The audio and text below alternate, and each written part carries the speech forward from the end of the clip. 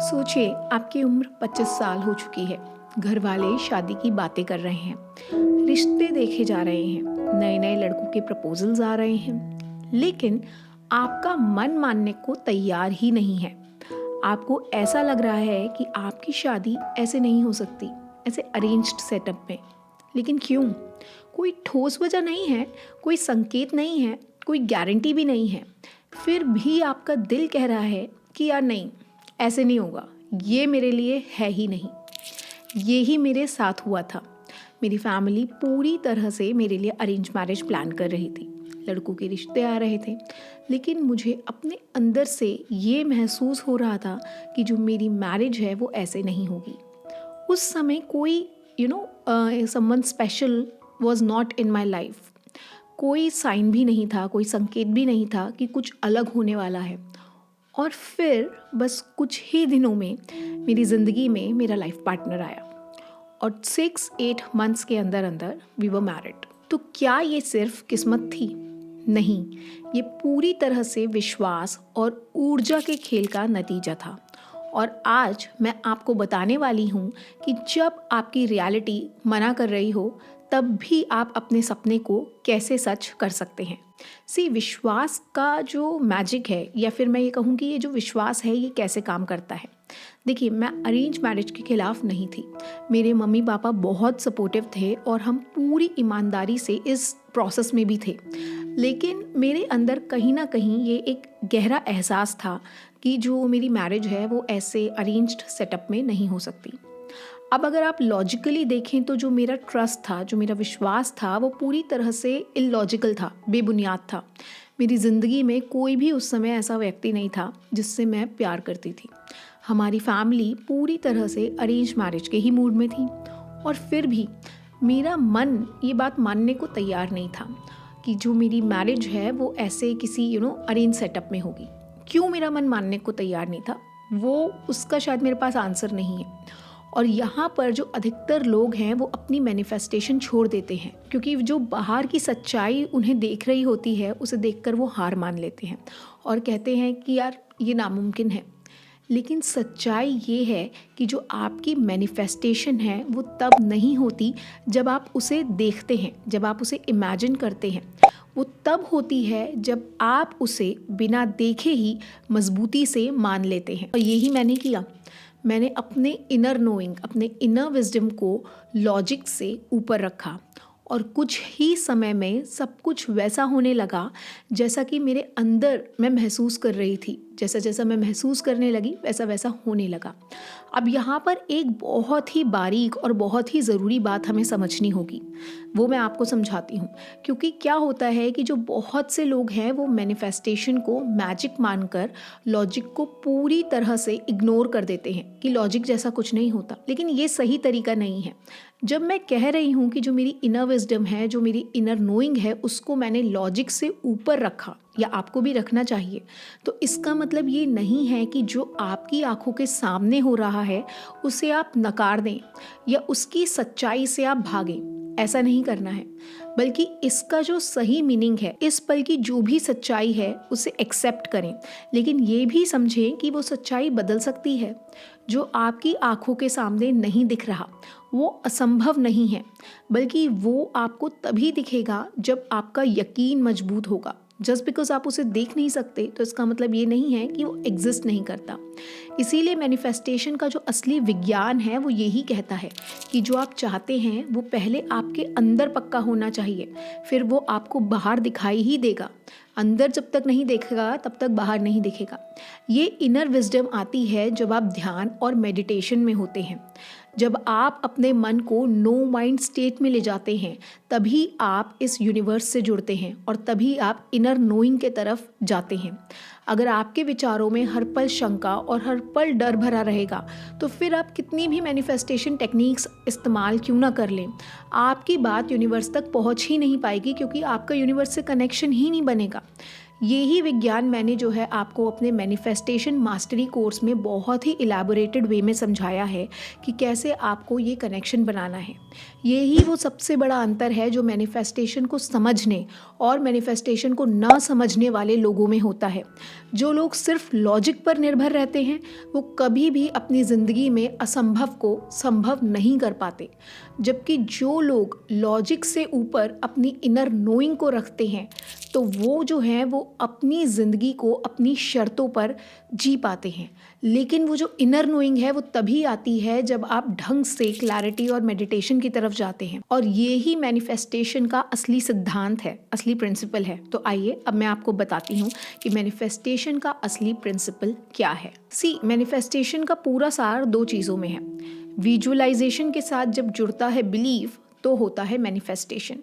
यानी कि जो भी आपकी बर्निंग डिज़ायर है, बर्निंग डिज़ायर कैसे पहचाननी है उसकी वीडियो है, आप चेक कर सकते हैं। अगर आप उसे पूरी क्लैरिटी से देख सकते हैं और अपनी आत्मा तक इस बात को यकीन दिला सकते हैं कि ये सच होगा ही होगा, तो कोई भी शक्ति इसे रोक नहीं सकती। ये बात सिर्फ मेरी नहीं है, हर आध्यात्मिक ग्रंथ यही कहता है। जैसे कि अगर हम भगवत गीता की बात करें कि कर्म करो लेकिन फल की इच्छा मत करो, या फिर हम अगर बाइबल की बात करें कि हर दृष्टि का एक निश्चित समय होता है और यदि ये उसमें देर भी हो रही है तब भी पेशेंस रखो, प्रतीक्षा करो, क्योंकि ये निश्चित रूप से पूरा होगा ही होगा। यानी हर इच्छा का एक निर्धारित समय होता है।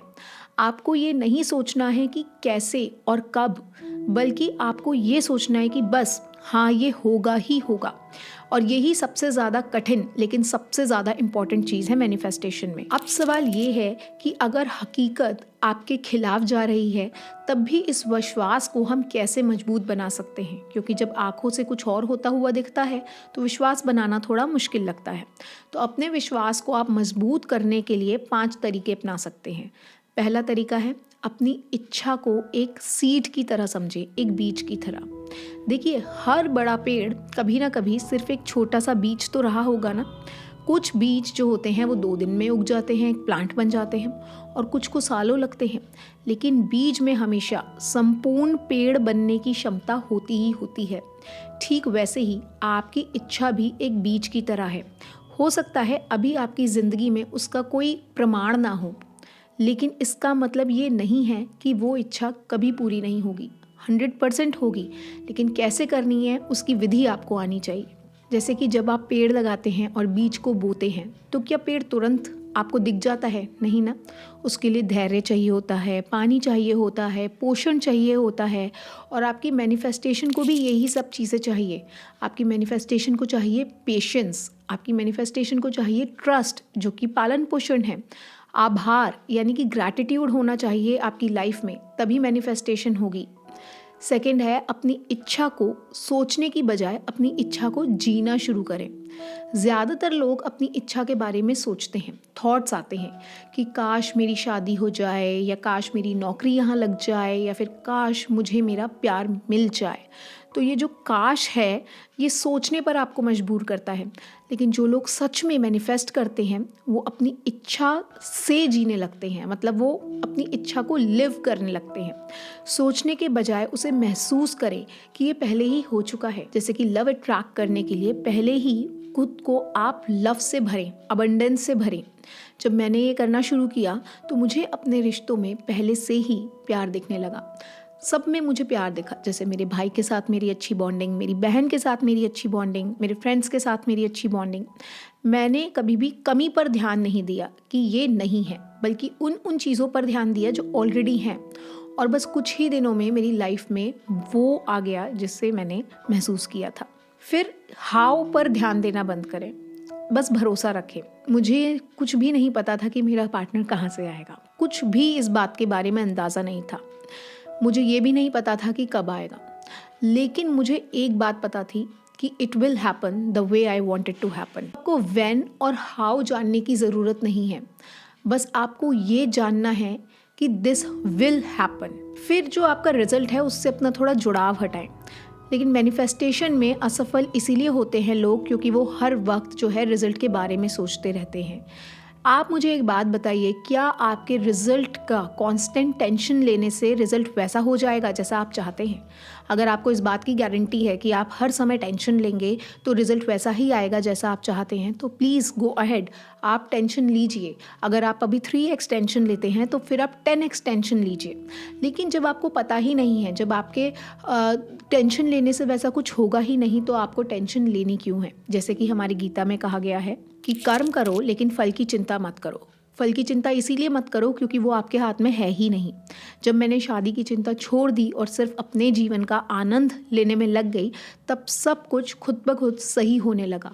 क्योंकि मेरे टेंशन लेने से वैसा नहीं होता जैसा मैं चाहती थी, लेकिन मेरे काम रहने से वैसा हो सकता था जैसा मैं चाहती थी। उसके बाद थोड़ा इंस्पिरेशनल कर्म करते रहें। जैसे कि मैनिफेस्टेशन सिर्फ बैठकर इंतज़ार करने से तो नहीं होगा, एक्शन तो लेना ही पड़ेगा। आपको उस व्यक्ति की तरह जीना होगा जो पहले से ही अपनी इच्छा को जी रहा है। और लेट मी टेल यू, ये बहुत ज़्यादा वर्क है। भले ही आपको दिखे ना कि ये कोई काम है, क्योंकि वो एक्शन आपको दिख नहीं रहा है, वो फिजिकल नहीं है, तो दैट डजंट मीन कि वो एक्शन नहीं है। जब आप अवेयर होना शुरू करते हैं और अपने थॉट्स को बारीकी से देखना शुरू करते हैं कि क्या ये थॉट मेरी इच्छा से अलाइंड है या ये मेरी इच्छा के खिलाफ है, तब आपको समझ आता है कि ये बहुत बड़ा श्रम है, ये बहुत बड़ा काम है कि अपने मन को और अपने विचारों को अपनी डिज़ायर के साथ अलाइन रखना। उसके लिए हर समय आपको अवेयर रहना पड़ता है। तो भले ही ये कर्म आपको फिजिकली दिखाई ना दे, लेकिन ये फिजिकल कर्म से ज़्यादा बड़ा कर्म है। इसीलिए इंस्पिरेशनल एक्शन लेना बहुत ज़रूरी है। और यहाँ पर बहुत से लोग ये कहते हैं कि अगर हमें लव मैनिफेस्ट करना है तो इसमें हम एक्शन क्या लें? क्या इंसान को मैसेज करना एक्शन है, या फिर उसको कॉन्टैक्ट करना एक्शन है, या उसको हर समय हाय हेलो भेजते रहें, उससे बात करने की कोशिश करें, ये एक्शन है? मैं कहूँगी कि ये सारे फिजिकल एक्शंस हैं और ये उतने ज़रूरी नहीं हैं जितने आपका खुद का अवेयर होना ज़रूरी है। और खुद का अवेयर होना तभी होगा जब आप अपने हर थॉट को देखेंगे कि वो कहाँ से आ रहा है और क्यों आ रहा है। And let me tell you, it is a very hard work that you have to do in order to get what you want. इसीलिए इंस्पायर्ड एक्शंस लें, दूसरे को अपने जैसा बनाने या दूसरा जैसा है उसको चेंज करने की बजाय आप खुद को चेंज करें। जब आप खुद को चेंज करेंगे तो सामने वाला आपकी तरफ अपने आप आ जाएगा, चाहे वो कोई इंसान हो या अपॉर्चुनिटी हो। लेकिन कभी भी इस एक्सपेक्टेशन में मत करें कि मैं ये काम इसीलिए कर रही हूँ या मैं खुद को चेंज इसीलिए कर रही हूँ क्योंकि मैं चाहती हूँ कि वो इंसान मेरी ज़िंदगी में आए। ऐसे जब आप एक्सपेक्टेशन से करेंगे तो आपके अंदर डेस्परेशन बढ़ेगा, और जब डेस्परेशन बढ़ेगा तो मैनिफेस्टेशन नहीं होगा। इसीलिए जो भी काम कर रहे हैं सिर्फ ये सोच कर करें कि मैं अपनी भलाई के लिए कर रही हूँ, किसी और को या किसी अपॉर्चुनिटी को अपनी लाइफ में लाने के लिए नहीं कर रही हूँ। तो ये जो मैंने आपको ट्रस्ट के बारे में कुछ बातें बताई हैं, ये बहुत ही ज़रूरी बातें हैं। I tried my level best to explain it with my own personal story. और अगर आपको थोड़ा सा भी इन बातों से मोटिवेशन मिला है या आपको लगता है कि ये बातें सही हैं, तो प्लीज़ उन लोगों के साथ ज़रूर शेयर करें इस सिचुएशन से गुजर रहे हैं। और जैसा कि मैं हमेशा कहती हूँ कि जो मैनिफेस्टेशन है वो एक्सटर्नल प्रोसेस नहीं है, वो इंटरनल प्रोसेस है। जब आप अपनी इंटरनल रियलिटी चेंज करेंगे तो एक्सटर्नल रियलिटी अपने आप चेंज होने लगेगी। इसीलिए बाहरी सिचुएशंस को कंट्रोल करने की बजाय अपने अंदर झांके, थोड़ा अंतर यात्रा करें। और वो आप कैसे करेंगे उसके लिए मैंने जैसा कि कहा कि मैनिफेस्टेशन मास्टरी कोर्स है, आप चाहें तो देख सकते हैं, नहीं तो बहुत सारी वीडियोज़ हैं मेरे चैनल पर जो कि आपको इनडायरेक्टली और डायरेक्टली इनर नोइंग की तरफ ही लेकर जाती हैं। तो अपने आप को अंदर से आप सही करें, तभी बाहर मैनिफेस्टेशन होता हुआ आपको दिखाई देगा। So please like and share this video and subscribe my channel natural bonds, where I teach you the very art of manifestation through the power of inner knowing in you. This is Akshita signing of.